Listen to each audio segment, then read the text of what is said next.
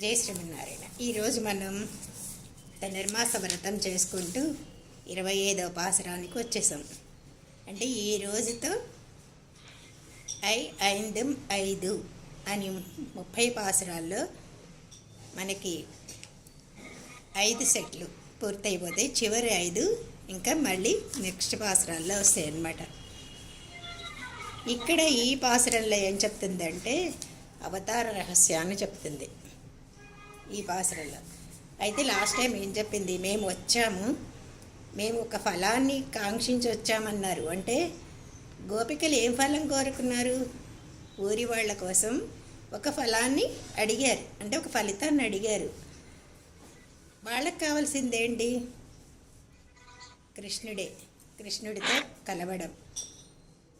వాళ్ళ కోసం పరయ్ అనే వాద్యాన్ని అడిగారు. అందుకే ఏతి పరయ్ కొల్వాన్ ఒక పరని పొందడానికి వచ్చాము అని నిన్న చెప్పారు. మేము వచ్చాము కృపచూపు అని. భూదేవిని పొందడానికి వామనుడుగా వెళ్ళవలసి వచ్చింది నీకు. అలాగే సీతమ్మని పొందడానికి అంత దూరం నడిచి అంత శ్రమ పడ్డావు. ఈనాడు మేము నీకు శ్రమ కలగకుండా నీ దగ్గరకే వచ్చాము, అనుగ్రహించు అని నిన్న కోరారు. ఈరోజు పాసరల్లో ఏం చెప్తారంటే, కృష్ణ పరమాత్మ దగ్గరికి వచ్చారు. నీలాదేవిని ముందు పెట్టుకుని ఇలా మంగళాశాసనం చేస్తుంటే కృష్ణ పరమాత్మ మ్యూట్ చేసుకో పద్మలత. కృష్ణ పరమాత్మ వాళ్ళ వైభవానికి వాళ్ళ ప్రేమకి ఎంతో సంతోషించాడు. ఓ గోపికలారా, నిజంగానే మీకు అసలు నా జన్మసిద్ధంగా మీరు పుట్టుకతోటి నా మీద ఎంత ప్రేమ ఉన్నట్టుంది, అందుకే మంగళాన్ని పాడారు అని. ఇంతే మంగళాశాసనం చేయడమే మీ కోరిక, లేకపోతే దానికంటే వేరే ప్రయోజనం ఏమన్నా ఉందా? ఏమన్నా కావాలంటే చెప్పండి, తప్పకుండా చేస్తాను అన్నాడంట. అంటే మాకు అంటే చాలా శ్రమ అయింది కదా వీళ్ళకి. రాత్రి వేళ కూడా మంచులో నడిచి శ్రమపడి వచ్చారు. చాలా శ్రమ అయింది కదా, మీకేం కావాలో చెప్పండి, తప్పకుండా ఇస్తాను అన్నాడంట. అప్పుడు వాళ్ళు అంటున్నారు, మాకేం వద్దు స్వామి, నీ గుణాలని కీర్తిస్తూ వచ్చాము. మాకు మంచు రాత్రి అనేది ఏమీ కూడా మాకు బాధ లేదు. మాకు ప్రధాన ప్రయోజనం ఏంటి అంటే నీ మంగళాశాసనం పాడడమే.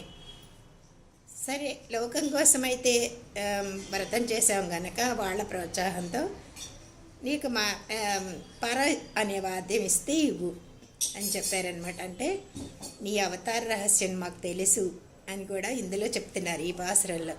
ఏంటి, భగవంతుడిని పొందాలి అంటే కర్మయోగం భక్తి యోగం చెప్పిన తర్వాత భగవంతుడు ఏం చేశాడు? అవతార రహస్య జ్ఞానాన్ని కూడా ఒక సాధనమని మనకి భగవద్గీత 4వ అధ్యాయంలో చెప్పాడు. అంటే 23వ పాసురంలోనేమో అన్ని పదార్థాలలో పరమాత్మే ఉంటాడు అని చెప్పాడు కదా.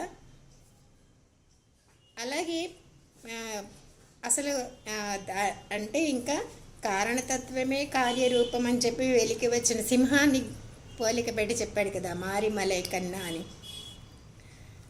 24వ పాసురంలో ఏం చెప్పాడు అంటే అన్నీ పరమాత్మ వాచకాలన్నీ పరమాత్మ నామాలే అని తెలిసి మంగళం పాడడమే పురుషార్థమని క్రిందటి పాసురాల్లో చెప్పారు. ఇప్పుడు ఆ శ్రీకృష్ణుడే ఆ భగవంతుడని తెలిసినట్టుగా ఇందులో చెప్తున్నారు. అంటే ఏంటి ఇక్కడ అంటే ఆయన అవతార రహస్యం కూడా మాకు తెలుసు అంటున్నారు. భగవంతుడిని పొందడం అనేది నిజంగా ఇక్కడ సంభవించదు, ప్రకృతిలో మనం ఉండంగా సంభవించదు కదా, శ్రీవైకుంఠంలోనే. అలాగే శ్రీవైకుంఠంలో తప్ప ఇక్కడ లభించడం అనేది జరగదు.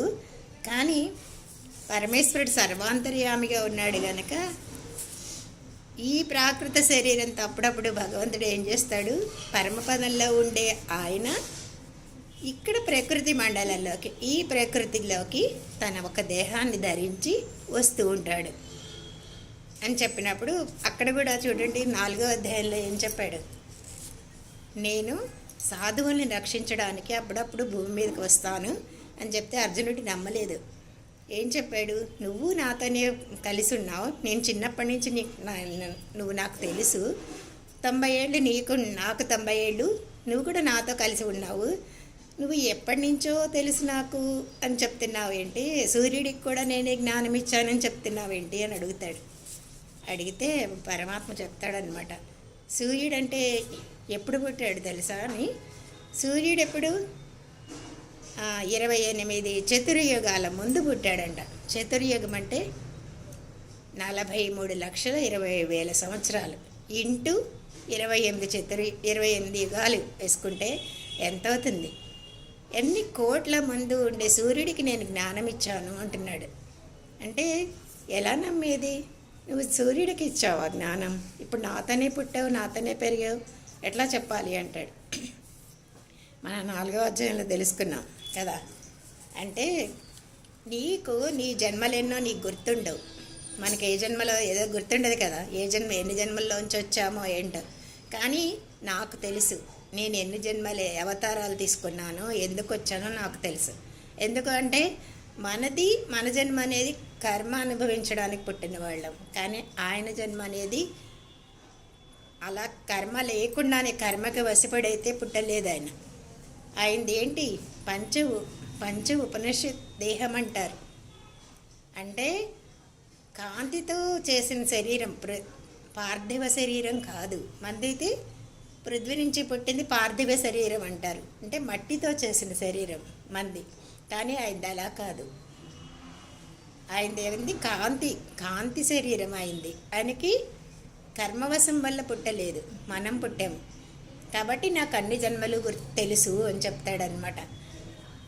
అలా ఈ పరమపదంలో ఉన్నప్పుడు ఆయన్ని పొందడం సామాన్యులు ఎవరికి సాధ్యం కాదు. కాబట్టి ఇప్పుడు పరమాత్మ కూడా మనతో పాటు ఉండడం వల్ల ఆయనే పరమాత్మ అని ఇప్పుడు వీళ్ళు తెలుసుకోలేకపోతున్నారు. అంతే కదా. మనిషి దేహంతో పుట్టాడనుకోండి, ఎవరు నమ్ముతారు ఆయనే దేవుడంటే? అందుకనే జన్మలేని భగవంతుడు జన్మిస్తాడు, అది కూడా మనిషి రూపంలో కనిపిస్తాడు. అదృష్టం లేని వాళ్ళకు కూడా మనిషి రూపంలో కనిపిస్తున్నాడు. నమ్మని వాళ్ళైతే, ఇంకా వాళ్ళని ద్వేషించే వాళ్ళైతే కంసుడు, హిరణ్యకశిపుడు వీళ్ళలాగా నశిస్తారు. కానీ సాధువులు మొదలైన వాళ్ళు ఆయన తత్వాన్ని తెలుసుకొని తరిస్తారనమాట. అందుకనే ఈ ఉన్నా కూడా పరమాత్మని అనుభవించడం అనేది ఏంటంటే విభవావతారాల్లోనూ అప్పుడు గోపికలు అనుభవించారు, అర్చామూర్తిలో కూడా సాధ్యమే అని ఇక్కడ గోదాదేవి నిరూపించింది. అందుకని ఇది అవతార రహస్యం. ఈ అవతార రహస్యం తెలుసుకుంటే మనకి పొందవలసింది ఇంకేమీ ఉండదన్నమాట. ఈ భగవద్ అవతార రహస్యం తెలియని వాళ్ళు, ద్వేషించే వాళ్ళు నశిస్తారు. కానీ ఇప్పుడు ఇక్కడ ఉండి మనం తెలుసుకుంటే కనుక పరమాత్మని ఈ జన్మలోనే తరిస్తారు అని చెప్తున్నాడు అనమాట. అందుకే పరమాత్మకి ఏమి జన్మం కర్మ అనేది ఉండదు. మన మీద దయతో ఓర్వలేక అప్పుడప్పుడు తన సంకల్పంతో తన అప్రాకృత శరీరం అంటే పంచ ఉపనిషోద్మయ శరీరం అంటే పరమేష్టి, పుమాన్, విశ్వ, నివృత్తి, సర్వ అని ఇవి పంచోపనిషత్తులు అంటారు. దాంతో కలిసిన శరీరంతో వస్తాడు. మనలాగానే పుట్టినట్టుంటాడు, మనలాగానే తిరుగుతాడు, మనలాగానే పడుకుంటాడు. ఇవన్నీ ఉండడం వల్ల సామాన్యులు ఎవరికి ఆయన అవతారాలు అర్థం కావు. కానీ తెలిసిన వాళ్ళు ఆ రహస్యాన్ని తెలుసుకున్న వాళ్ళు భగవంతుని ఇక్కడే పొందవచ్చు అని చెప్తారనమాట. ఈ గోపికలు కృష్ణ భగవానుడి విభవావతార రహస్యాన్ని వాళ్ళు తెలుసుకున్నారు. గోదాదేవి ఇక్కడ అర్చావతార రహస్యాన్ని తెలుసుకుందన్నమాట. అందుకనే ఈ పాసురాల్లో ఏం చెప్తారంటే, కృష్ణుడి జన్మరహస్యాన్ని చెప్తూ నీ జన్మరహస్యాన్ని మేము పాడుకుంటూ వస్తున్నాం, శ్రమ లేదు మాకు అని చెప్తున్నారు. అంటే ఇక్కడ సులభంగా వచ్చింది, దుర్లభంగా ఉన్న పరతత్వం ఇప్పుడు సులభమై వచ్చింది.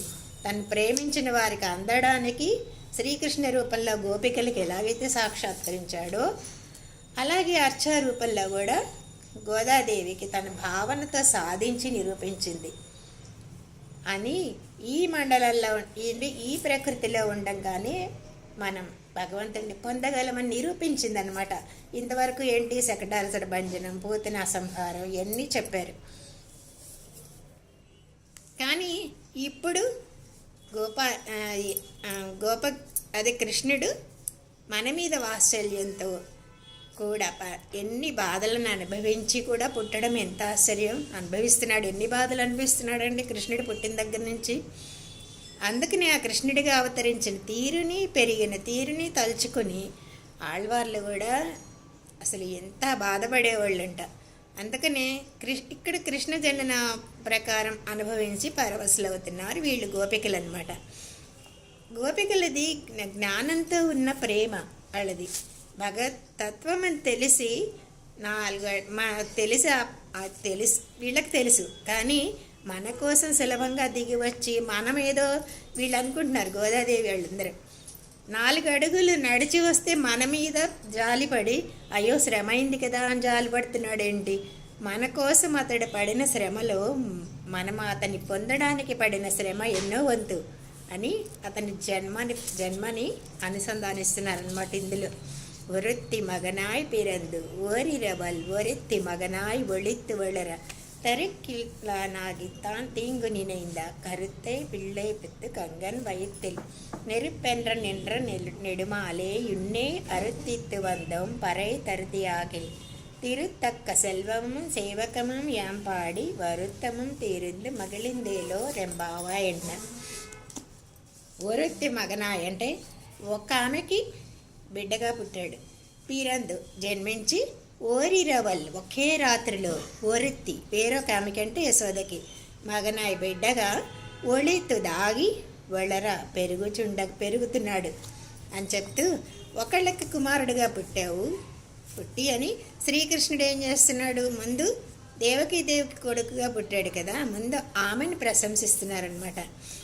ఇక్కడ చూడండి, ఒకళ్ళు రాముడు పుట్టాలంటే ఒకళ్ళేమో వ్రతాలు ఉపవాసాలు చేసి యజ్ఞం చేసి 4 బిడ్డలను కన్నారు. అక్కడ 4 తపస్సు చేసి, ఇక్కడ 4 తపస్సు చేసి 1 బిడ్డను కన్నారు.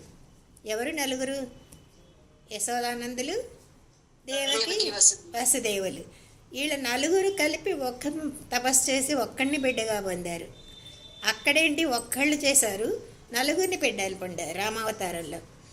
అందుకనే దశరథుడు తపస్సు చేశాడు, ఫలితంగా శ్రీరాముడి జననం అందితే దేవకి వసుదేవుల నంద యశోదల తప ఫలితంగా కృష్ణుడు జన్మించాడు. భగవద్ అవతారాల్లో నిజంగా భగవద్ అవతారాలు పుట్టినప్పుడు కన్న తల్లుల్లో దేవకి వంటి తల్లి మరొకళ్ళు లేరు అంటారు. ఎందుకు అంటే కౌసల్యకి పుట్టాడు అనుకోండి, సామాన్యంగా మానవుడిలాగా పుట్టాడు. కానీ దేవకి ఎలా పుట్టాడు, సాక్షాత్ భగవత్ స్వరూపం మారకుండా పుట్టాడు, ఏకమేవ అద్వితీయం అన్నట్టుగా. అంటే అందుకనే ఆ కారణతత్వాన్ని తన గర్భంలో దాల్చుకున్నది ఈ తల్లి నిజంగా అద్వితీయురాలు, సాడిలేంది అన్నారనమాట. అందుకే ఒరెత్తి ఒక్కతే అన్నారు. దేవకి దేవిని మనం పేరు పెట్టి పిలవకూడదండి పెద్దవాళ్ళని. అందుకని దేవకి కోరింది కదా అని, దేవికి తపస్సు చేసి ఏం కోరారు వీళ్ళు, నాకు బిడ్డగా నా గర్భంలో పుట్టాలి అని కోరుకుంది అంతే. అందుకనే ఆమెకి పుట్టాడు, జన్మించడం దేవకి పుత్రుడు అనిపించుకున్నాడు అని. ఆ తర్వాత ఆమె కోరింది కదా అని తన అసలు జన్మ లేదు అని కూడా భావించకుండా గర్భకోశ క్లేశాన్ని అనుభవించాడు అందరిలాగా. అలాగే గజేంద్రుడికి హఠాత్తుగా దిగి వచ్చాడు ప్రహ్లాదుడి కోసం, అలాగే ఆవిర్భవించాడు. కానీ ఇక్కడ ఏ స్తంభాన్న బద్దలు కొట్టుకుని రావడం కాదు, ఎలా వచ్చాడు, 12 నెలలు గర్భవాసాన్ని అనుభవించాడు. ఎంత భక్తవాత్సల్యమండి ఇదని. కుమారుడిగా పుట్టాడు అని అనగానే ఏమంటారు, కుమారుడు అని అంటారు. ఎందుకు అంటే విధేయుడైతేనే కుమారుడు అంటారంట. రామునికి కదా పితృవాక్య పరిపాలన అని పేరుంది.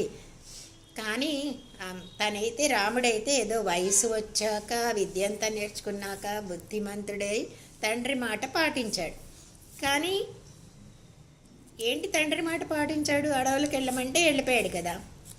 సో ఇక్కడేంటి, పుట్టిన వెంటనే నాయన శంఖచక్రాల్లో ఉండే ఈ రూపాన్ని ఉపసంహరించు అని కోరంగా అని వాళ్ళ ఆజ్ఞని పాలించాడనమాట. ఎంత విధేయుడో చూడండి అని మా కృష్ణుడు అని చెప్పి వీళ్ళు చెప్తున్నారు. ఓరిరవల్ ఒరిత్తి మగనాయ్ ఒళిత్తు వెళ్ళరా. ఒకే రాత్రిలో వేరొక ఆమెకి కుమారుడిగా వెళ్ళి దాగి పెరుగుతుంటున్నాడు. పుట్టంగానే పాపం మామూలుగా ఇంకా పుట్టాడు అంతే కదా, పాలైనా తాగలేదు. అలా వెంటనే ఆ రాత్రే వేరొక చోటకి బిడ్డగా వెళ్ళిపోయాడు. ఆ రాత్రికి కూడా ఎంత పుణ్యం చేసుకుందట. ఏంటి ఆ రాత్రి చేసుకున్న పుణ్యం అంటే దేవకీదేవి యశోదాదేవి ఎలాంటి అద్వైతీయులో ఆ రాత్రి కూడా అంత గొప్పదంట. అందుకు కృష్ణుడు అవతరించిన రాత్రి. అలాగే శంఖ చక్రాలతో భగవంతుడే అవతరించిన రాత్రి. అలాగే చీకటిని కూడా పోగొట్టి పరమాత్మ ఉదయించిన రాత్రి. యమున దారి ఇచ్చిన రాత్రి. కంసవధకి మూలమైన కృష్ణ పరమాత్మ ఆవిర్భవించిన రాత్రి. అందుకే ఆ రాత్రి కూడా ఎంతో పుణ్యం చేసుకుంది అంటున్నారు. అలాగే పుట్టినచోటు ఆనందంతో ఒక్క రాత్రి అయినా ఉండలేదు. అక్కడికి ఇప్పుడు నందుడి వీళ్ళందరూ వాళ్ళు మామూలుగా ఉన్నారనుకోండి, అందరికీ చెప్పి నలుగురికి ఏదో దానం చేసి రాజు కదా అప్పుడు ఎంత వాద్యాదులన్నీ మోగించి పుత్రోత్సవం చేసుకునే అవకాశం కూడా లేకపోయింది. చూడండి, మన కోసం భగవంతుడికి పాప ఏమీ లేవు. ఇలా మన కర్మ ఇలా ప్రకృతిలో పుట్టంగానే మన కర్మ ఆయనకు కూడా అంటుకుంటుందేమో. అలాగే మనం అక్కడికి వెళ్ళామనుకోండి భగవంతుడి దగ్గరికి పరమపదంలో, ఆయన మంచి గుణాలన్నీ మనకు అబ్బుతాయి. కానీ ఆయన ఇక్కడ వస్తే మన చెడంతా ఆయనకి తగులుతుంది అన్నట్టుగా అయిందట. ఈ మన జన్మం మనం పుట్టామంటే వాడికి దూరమైనట్టు చేస్తుంది, కానీ వాని జన్మ మనకి దగ్గరైనట్టుగా చేస్తుంది అనమాట. అతని జన్మ మన కోసమే కదా అని తెలుసుకుంటే దేవకి వసుదేవుల కాలి గొలుసులు ఎలా అయితే ఊడిపోయినాయో అట్లాగే మన కర్మ కూడా దానంతటదే వదిలిపోతుందంట అని అలా పుట్టిన వెంటనే యశోద బిడ్డగా వెళ్ళిపోయాడు. ఎందుకు ఆమె ఏం కోరింది? అడగడం కూడా చేత కాదంటారు కదా మనకి. ఇక్కడ దేవకీదేవి ఏం కోరింది? కేవలం నా గర్భాన పుట్టు అని అడిగిందంట. పుట్టాడు, ఇంకా పాలైనా తాకుండా అటు వెళ్ళిపోయాడు. యశోద ఏం అడిగింది? నీ బాల్య లీలలన్నీ చూడాలి అంది. అందుకే ఒక్క రోజులోనే అటు వెళ్ళిపోయాడు అనమాట. ఈమె వద్ద పెరిగినా కూడా పెరిగాడు, బిడ్డగా యశోద బిడ్డగా మారిపోయాడు, పెరిగాడు. దేవకికి బిడ్డగా పుట్టాడు అని అంటే అక్కడ అసలు ఏడవలేదు, పాలు తాగలేదు. యశోద పక్కన చేరిన తర్వాతే ఏడ్చాడు, పాలు తాగాడు బాబు. అందుకనే ఈమెకే బిడ్డ అన్నారు అందరూ. అంతేకాదు కృష్ణుడు కూడా యశోదనే తన తల్లి అని చెప్పేవాడంట. ఎందుకు చెప్పాడు? మాయావేషంలో తల్లిలాగా వచ్చిన పూతన తల్లిగా వచ్చి పాలిస్తేనే తల్లి అనుకొని పాలు తాగేశాడు కదా. మరి కృష్ణుడు మరి ప్రేమతో యశోద ఒడిలో ఉంచుకొని పాలిస్తే తన తల్లి అనుకోడా? అందుకనే భగవంతుడి తల్లిల్లో దేవకి కంటే కూడా యశోద చాలా గొప్పది అంటున్నారు. యశోద ఎన్ని సంవత్సరాలు? 16 సంవత్సరాలు బాలలీలను అనుభవించింది. అలాగే విశ్వాన్నంతటినీ ప్రపంచాన్నంతటినీ శాసించే పరమాత్మనే శాసించింది ఆమె. సమస్త జీవులను బంధించి శిక్షించే పరమాత్మని కూడా తాను బంధించింది, తాళ్లతో బంధించి బెదిరించింది. ఇంకా చేతికి కర్ర ఇచ్చి చల్దిమోటిచ్చి వెళ్ళి ఆవుల వెంట అడవికి వెళ్ళి మేపుకురా అని కూడా చెప్పిందంట. ఈ లోకల్లో ఆ తర్వాత తిరిగి వచ్చిన తర్వాత దుమ్ము కొట్టకపోతే ఈ లోకల్లో నాతో సమానమైన తల్లి లేదు, నేనే కదా గొప్ప తల్లినని మురిసిపోయేదట. అందుకని ఆమెని పేరు చెప్పకుండా ఓరెత్తి ఒక ఆమె అన్నారనమాట. ఆమె అదృష్టమే నందునికి కూడా తండ్రిగా నందుడికి కూడా వచ్చిందంట. యశోదని పెళ్లి చేసుకున్నందుకు వచ్చిన భాగ్యం అన్నమాట ఆయనకి. అది దేవకిని పెళ్లి చేసుకున్న వసుదేవుడికి కలగలేదు. ఎందుకంటే ఉయ్యాల్లో పడుకున్నప్పుడు కృష్ణుడు మీ నాన్న ఎవరు అని అంటే నందుడి వైపు చూపించి మా నాయన అని చెప్పేవాడంట. అయ్యో, అది ఆ భాగ్యం వసుదేవుడికి ఉందా? అది లేదు కదా. అనుకుని దేవకీదేవి బాధపడేదంట. ఇక మన గోదాదేవి కంసుడు ఏనాడో చనిపోయాడు కదా. ఇక్కడ గోదాదేవి అవతారం ఎప్పుడు కలియుగంలో కదా. అక్కడ ద్వాపరయుగంలో ఎప్పుడో కంసుడు చనిపోయాడు. కానీ ఆ భయాన్ని ఇప్పటికి కూడా ఆమెకు ఉందన్నమాట. ఆ భయంతో ఎవరి బిడ్డగాన పుట్టి ఎవరి బిడ్డగాన పెరుగుతున్నాడు అని చెప్పడానికి జంకి ఒక ఆమెకి బిడ్డగా పుట్టాడు, ఒక ఆమెకి బిడ్డగా పెరిగాడు అని చెప్తున్నారు. పేరు చెప్పలేదు. మరి పేరు చెప్తే మళ్ళీ ఎక్కడ ప్రమాదం వస్తుందో అన్నట్టు అనమాట. పోనీ పుట్టిన చోట ఎలాగూ ఉండలేదు కృష్ణుడు. మరి చేరిన చోటైనా హాయిగా ఉన్నాడా అంటే అది లేదు. పూతన అదిలే కంట పడకుండా ఉండాలని రహస్యంగా దాచి పెంచుకుంటూ ఉండేవాళ్ళు వాళ్ళు. స్వర్గం నుండి వచ్చినా కూడా ఎవరైనా దేవతలు చూడడానికి వస్తానంటే యశోదామె భయపడి చూపించేది కాదంట. ఇంకా ఇంట్లో ఎవరైనా వస్తే కూడా ఇంట్లో ఉండంగానే ఎవరైనా వచ్చి అడిగారు అనుకో లేడు అని చెప్పాడంట. అంత రహస్యంగా పెరిగాడండి. మంత్రమే కదా భగవంతుడి తల్లి అనేది.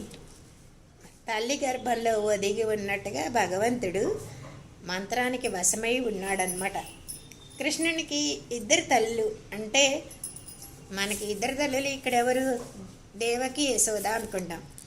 అలాగే మంత్రానికి కృష్ణుడికి భగవంతుడు మంత్రంలో ఉంటాడు కదా. మంత్రార్థమే కదా కృష్ణుడు అంటే, భగవంతుడు అంటే.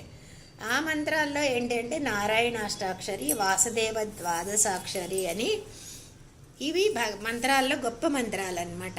నారాయణుడు అంటే మనకు అర్థం తెలుసు కదా. అన్నిట్లో ఉంటాడు, అన్ని పదార్థాలకు ఆధారమై ఉంటాడు, అందరిలో ఉండే తత్వమే నారాయణుడు అని. అలాగే యశోద వాసుదేవ ద్వాదశాక్షరి అని చెప్పారు. ఇక్కడ ఈ మంత్రం దేవకీదేవి అంటారు. ఈ మంత్రాన్ని, నారాయణ మంత్రాన్ని, అష్టాక్షరి మంత్రాన్ని దేవకీదేవి అంటారు. ఎందుకంటే అక్కడ దేవకీదేవికి శంకు చక్రాలు భగవంతుడి చిహ్నాలతో పుట్టాడు కనుక అక్కడ పుట్టినట్టు అనమాట, ఆ మంత్రంలో పుట్టినట్టు. అలాగే యశోద ఏమంటారంటే వాసుదేవ ద్వాదశాక్షరి అంటారు. ఇక్కడ నారాయణ శబ్దం అనేది అంత స్పష్టంగా కనిపించదు అంటున్నారు. కానీ అందరికీ సులభమైంది ఈ మంత్రం అన్నమాట. అలాగే పరమాత్మ ఇక ఈ అందరికీ అంతర్యామిగా ఉంటున్నాడు కదా. అంటే జీవుడు శరీరంలో ఉంటున్నాడు కదా.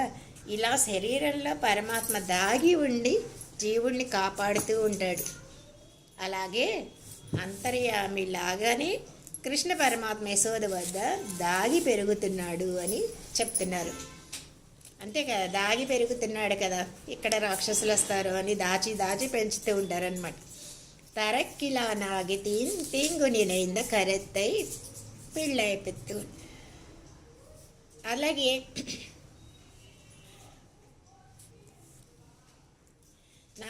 నారదాదులు ఏం చేస్తారు? కంసుని వద్దకు వెళ్ళి నారదుడు ఏం చేస్తాడు? నీ శత్రువు రేపలిలా పెరుగుతున్నాడు అనగానే కంసుడు అసలు చూడలేదు. పోనీ ఉంటే ఉన్నాడులే అనుకోవచ్చు కదా. తనకెప్పుడు కనపడలేదు కూడా కృష్ణుడు. కానీ ఉన్నాడు అనే మాటనే ఓర్చుకోలేకపోయావాడంట. అంటే కృష్ణుడు నా కంటికి కనిపించలేదు కదా, వాడేం చేస్తాడు?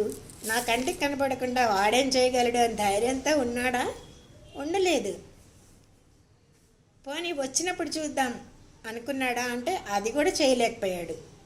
ఇలాగే ఎందుకు అంటే ఇది మనం కూడా అంతే, దేహమే మనం కూడా అహంకారి అని జీవుడు కూడా ఇట్లాగే బాధపడుతూ ఉంటాడంట.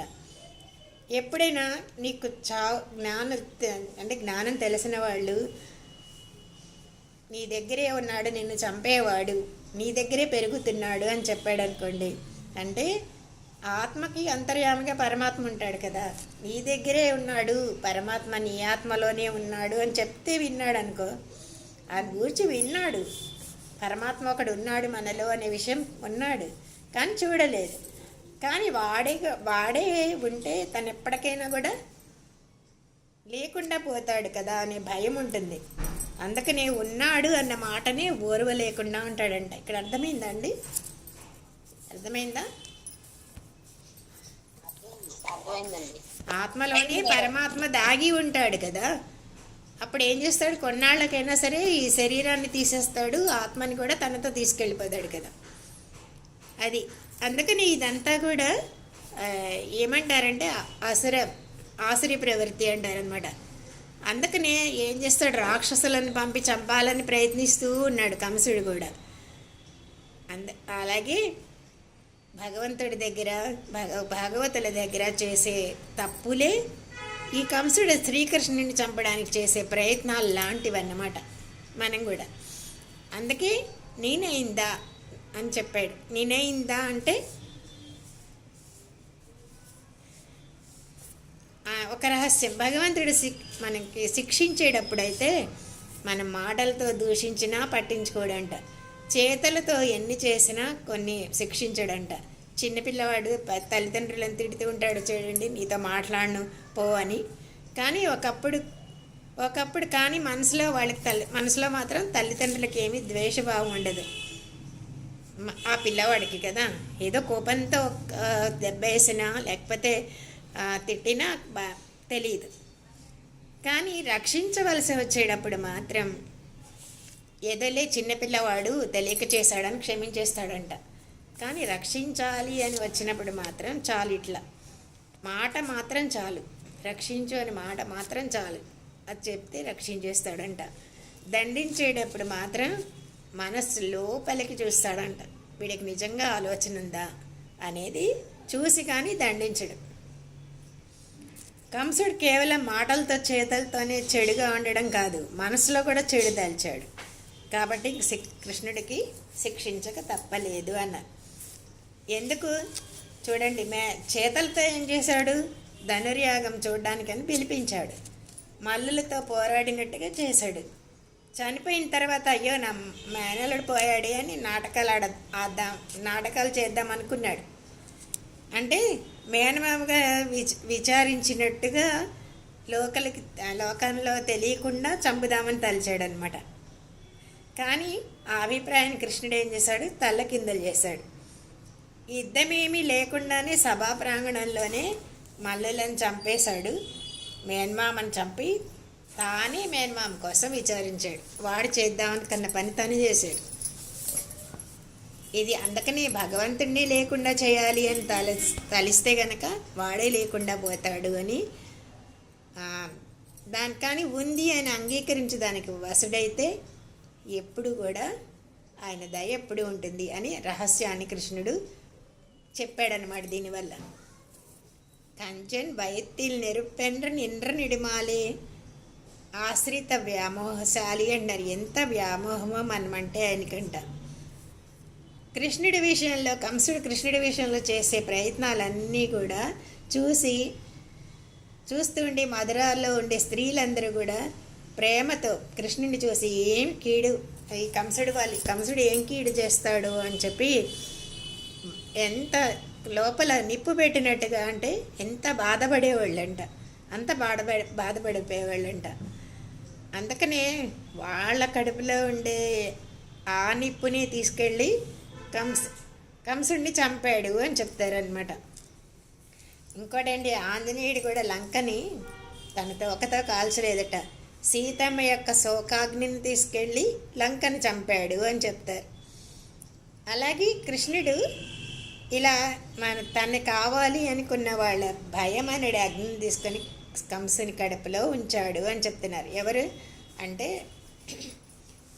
శోకాగ్ని,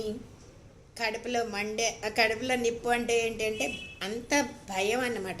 అది తీసుకెళ్ళి కంసుడిని చంపాడు అంటున్నారు. అంతేగాని ఒకళ్ళు తనని హింసిస్తే మాత్రం కోపం రాదు ఆయనకి.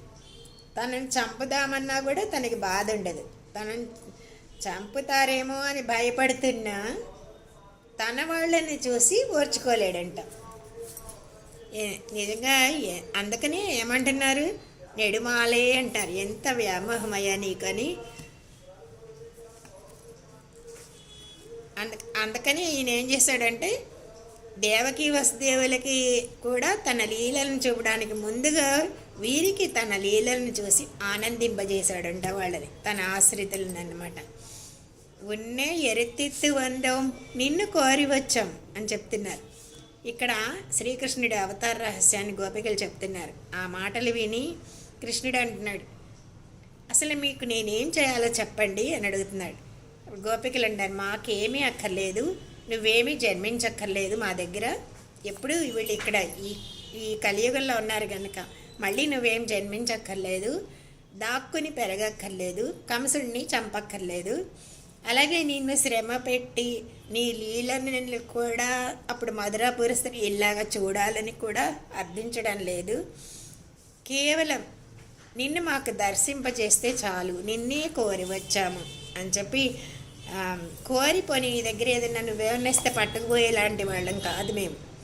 నిన్ను నిన్ను కోరని వాళ్ళకు కూడా నిన్ను వశం చేసేసుకుంటావు కదా, చేసుకోవడానికే కదా నువ్వు వైకుంఠం నుంచి ఇక్కడి దాకా వచ్చావు, నువ్వు అలాంటి వాడివని తెలిసి వచ్చాము అని వైకుంఠం నుండి ఏ రూపంలో మార్పు లేకుండా ఒక తల్లి కడుపుని పుట్టి మరొక తల్లి దగ్గర పెరిగి కంసుణ్ణి చంపి ఎన్నో శ్రమలు పడిన నీ వ్యామోహం కంటే మాకు నీపై గల వ్యామోహం ఎక్కువ అని చెప్పడానికే మేమే మీ దగ్గరికి నడిచి వచ్చామంటున్నారు. కాబట్టి అంటే నువ్వు వచ్చేదాకా కూడా మేము ఆగలేదు, మేమే నడిచి వచ్చాం అని మా వ్యామోహమే ఎక్కువ అని చెప్తున్నారనమాట. నీకంటే అధికం కాదా, అప్పుడు నీ దానికన్నా మాకు ఎక్కువ కాదా ప్రేమ అంటున్నారు. సరే ఏం కావాలో చెప్పండి అని. పరై తరుతియాకిల్ వ్రత సాధనం ఒక్కటి వచ్చు ఇవ్వు అన్నారు. సరే మేమేమో నిన్నే కోరి వచ్చాము అని చెప్పారు, నిన్నేమో పారపుచ్చుకోవడానికి వచ్చామని చెప్తున్నారు. ఏంటి విరుద్ధం, ఏంటి ఇలా చెప్తున్నారు అని పరమాత్మ అంటే, మేము కోరడం నీవు ఇవ్వడం కాదయ్యా, నీ సంకల్పంతో నువ్వే ఇవ్వాలి అంటే వీళ్ళేం చేసి పరమేశ్వరుణ్ణి ఆయన్నే కోరుకుని వచ్చారు గోపికలు. కానీ ఊరి వాళ్ళ వర్షం కోసం చేసే వ్రతం ఊరికే ఒక వంక, కానీ పరణ అనుగ్రహిస్తే తీసుకుంటామన్నారు, నువ్వు ఇస్తే తీసుకుంటాం లేకపోతే లేదు అని చెప్తున్నారు. ఇది అప్పుడు అదేమవుతుంది, భగవంతుడు ఇచ్చాడు కనుక ఆయన కైంకర్యమే అవుతుంది అన్నమాట అని. సరే అందుకని గోపికలు పరిశిస్తే సరే స్వీకరిస్తాము అన్నారనమాట. తిరుతక్క సెల్వమం సేవగమం యాంపాడి వరుత్తమం తీరిందు మగిళిందు. అరే దీనికోసం ఇంత దూరం శ్రమపడి వచ్చారా అని ఆయన అన్నారంట. అంటే నాకేమి శ్రమ లేదు, ఇందులో ఆనందమే అనుభవిస్తున్నాం, ఎందుకంటే నీ లీలలన్నీ పాడుకుంటూ వస్తున్నాం ఇదే మాకు నీ పాదేయం పుండరీకాక్ష నామ సంకీర్తనామృతం అంటారు కదా. భగవద్ మార్గాల్లో ప్రయాణం చేసే భక్తులకి వాళ్ళ భగవన్నామ సంకీర్తనమే దారిభత్యంగా ఉంటుందంట. వాళ్ళు అలా పాడుకుంటూ వచ్చాం. నువ్వెవరివి, శ్రీయపతివి కదా, నీకు శ్రీయపతి అంటే లోకంలో వాళ్ళందరూ లక్ష్మిని పొందాలని అందరూ కోరుకుంటారు, అందరికీ లక్ష్మి కావాలి కదండి.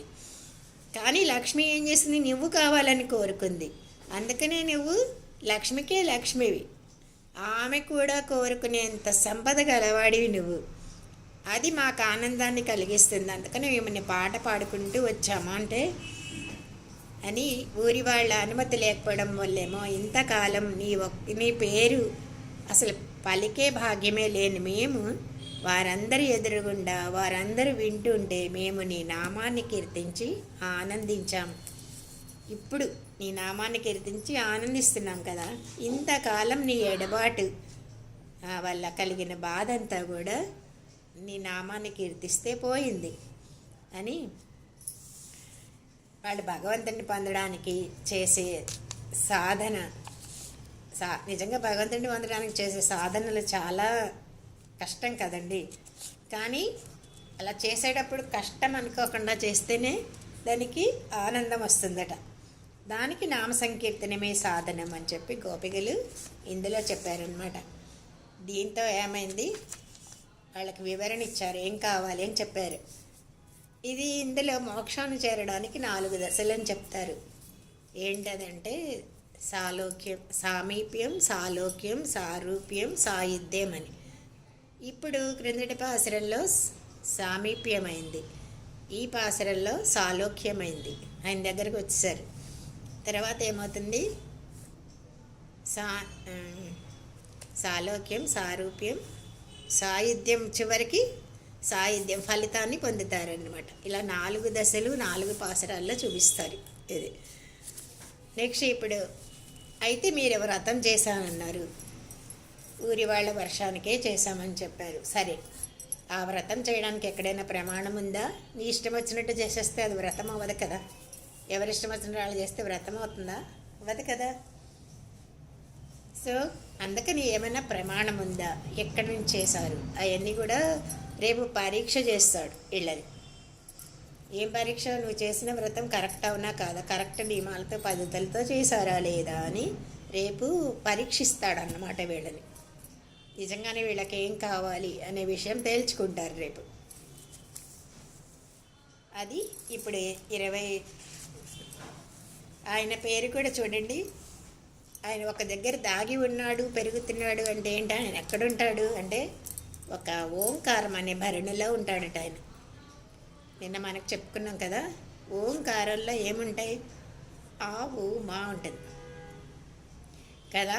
అంటే ఒకే దాంట్లో ఓంకారం అనే భరణలో మనము ఉన్నాం, ఆయన కూడా ఉన్నాడు కదా, ఆ ఊ మా అని.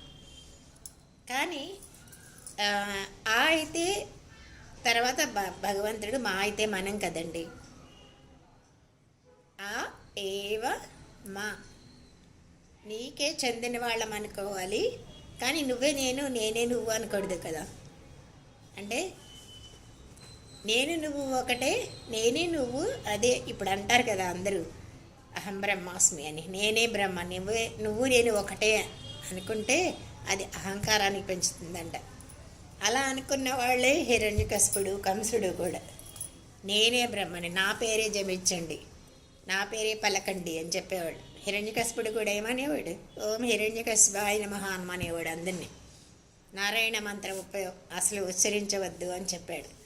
అలాంటి అహంకారం ఉన్నవాళ్ళు అందులో కాదు. కానీ తర్వాత అదేంటి, ఓంకారంలో ఆ 3 ఉన్నాయంటే బీజ రూపంలో ఉన్నాడండి భగవంతుడు అక్కడ. ఆ బీజంలోంచి విస్తరించాడు అంటే కారణతత్వంగా అందులో ఉన్నాడు, మన్ని కూడా తనలో పెట్టుకుని.